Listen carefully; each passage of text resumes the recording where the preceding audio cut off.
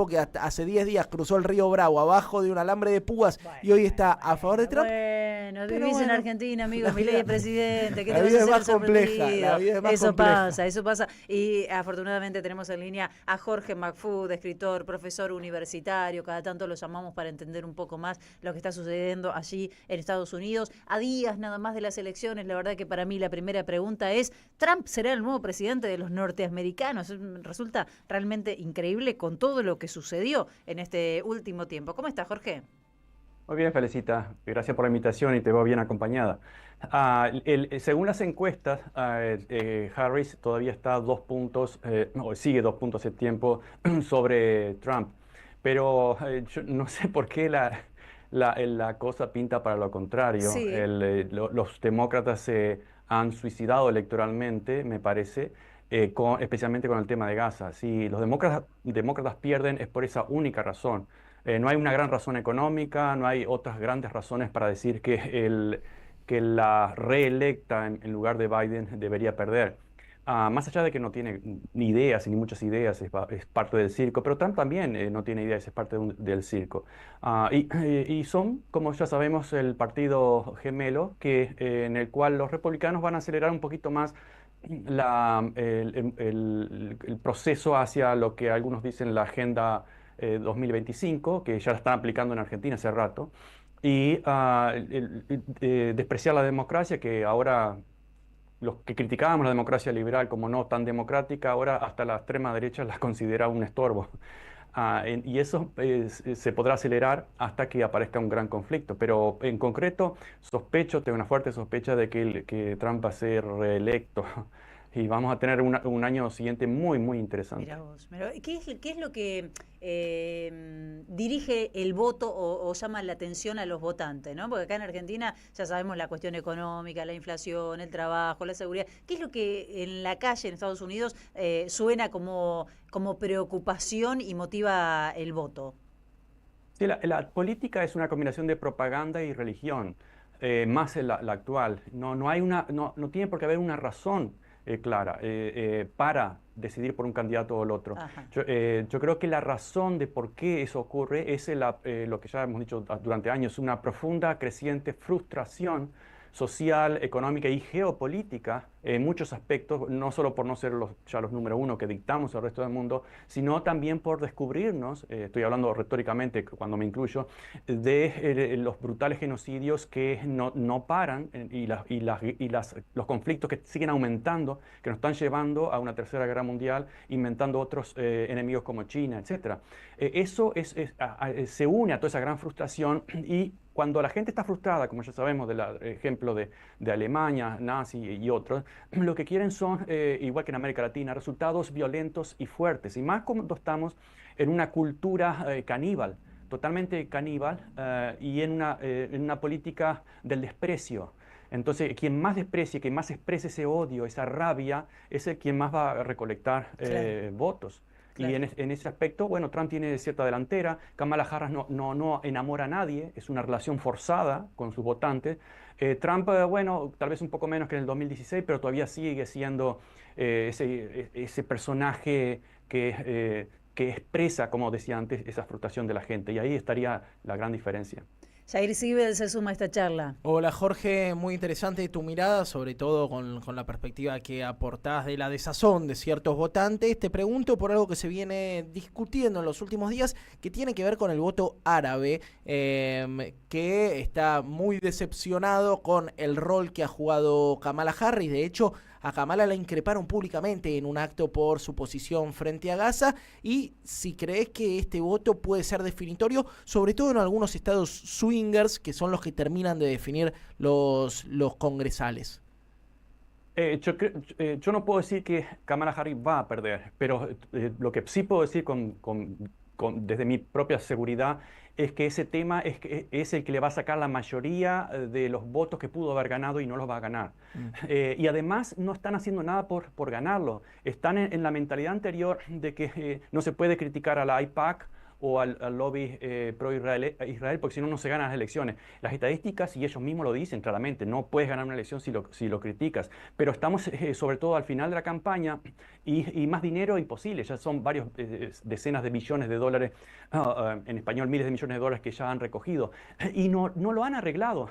Cada vez que Kamala Harris fue interrumpida para que hable del genocidio en Gaza y de la situación en Medio Oriente y en otras partes, repitió siempre la misma frase con mucha arrogancia: I am speaking, estoy hablando yo. Entonces los demás se callan.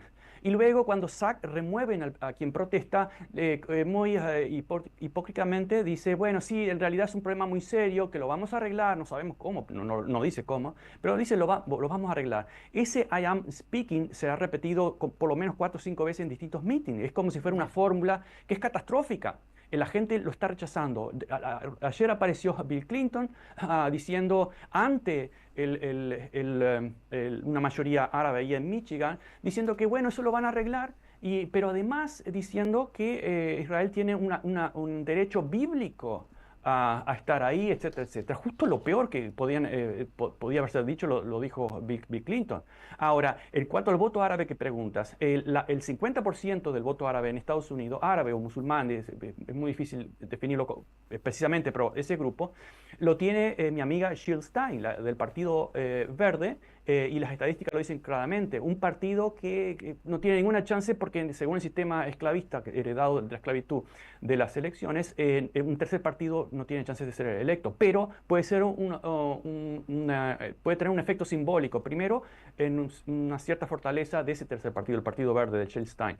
Y segundo, en los resultados de las elecciones, sobre quién va a ganar. Entonces puede hacer que Kamala Harris pierda, pero no importa quién gane en las elecciones, tampoco va a haber ningún cambio sustantivo, porque quienes mandan en este país no son los presidentes, son los grandes conglomerados y son aquellos conglomerados financieros que producen, que inventan el dinero de la nada, que administran más capitales que toda la economía de Estados Unidos y de varios otros países, que deciden sobre las jubilaciones, por algo tan preciado privatizar jubilaciones, privatizar la educación, para tener todo ese dinero y decidir dónde lo vamos a invertir. ¿Y dónde lo invierten? En el negocio más beneficioso en cuanto a retorno, que es el negocio de la guerra. La paz le sirve solamente a los pueblos. La guerra es lo que más beneficia a estos conglomerados, que todas las industrias mayores, desde Boeing, están concentradas y haciendo mucho dinero en la guerra.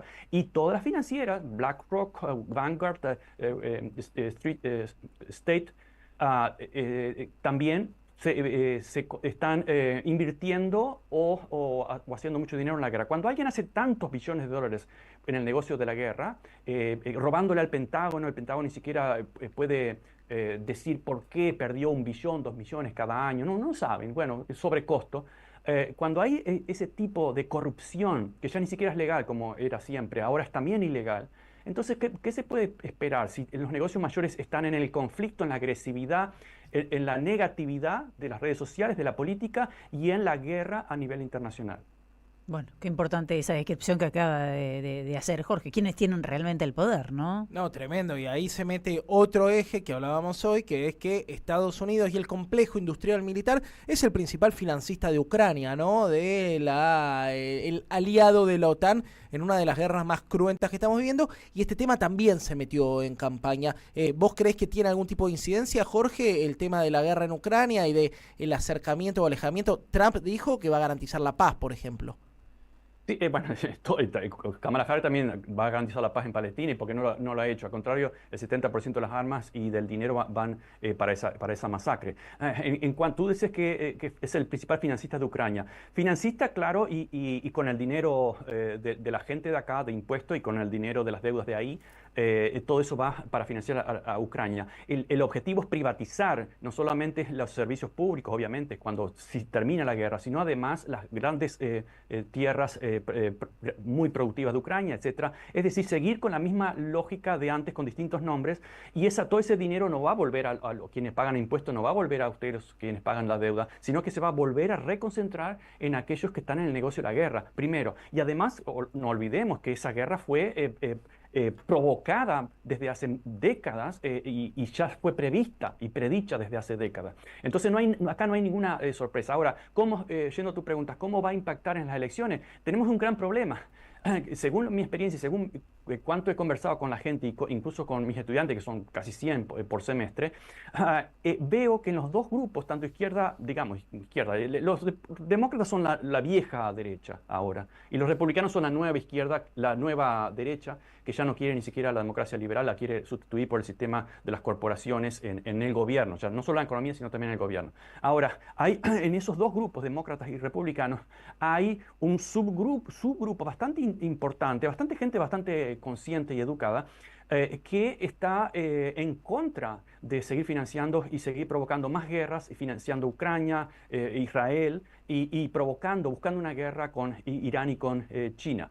Están en contra, pero ¿cuál es el problema desde el punto de vista electoral? Que se distribuyen entre los dos posibles grandes partidos, el de republicano y demócrata, por lo tanto no veo que tengan una gran influencia de quién va a ganar. Lo que sí podríamos esperar si hubiera realmente un tercer partido, que toda esa gente de demócratas y republicanos se reúnan en el futuro en un tercer partido y comiencen a hacer algún cambio dentro del sistema existente, obviamente, si no se quiebra antes.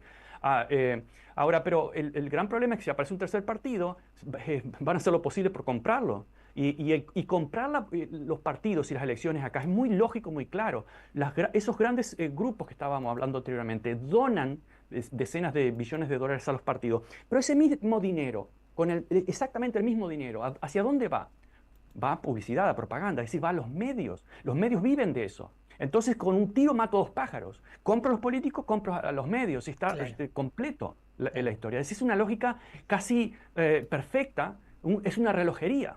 Entonces, eso es muy difícil que cambie, al menos que haya una crisis o exterior o interior. Y ya tenemos las dos en marcha.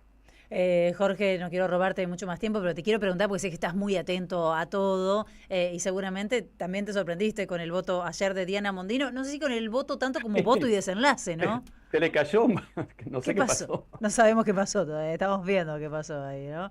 Sí, lo que fue muy simbólico, porque quedaron solamente Israel y Estados Unidos como votantes a favor del bloqueo. Sí. Se le ha preguntado acá al secretario, el vocero de la Casa Blanca, y dice, bueno, no nos importa porque nuestras decisiones son soberanas y nosotros decidimos, claro, pero el tema tampoco les importa de que estamos totalmente solos en el mundo. Así es. Y que todo eso va a tener una factura.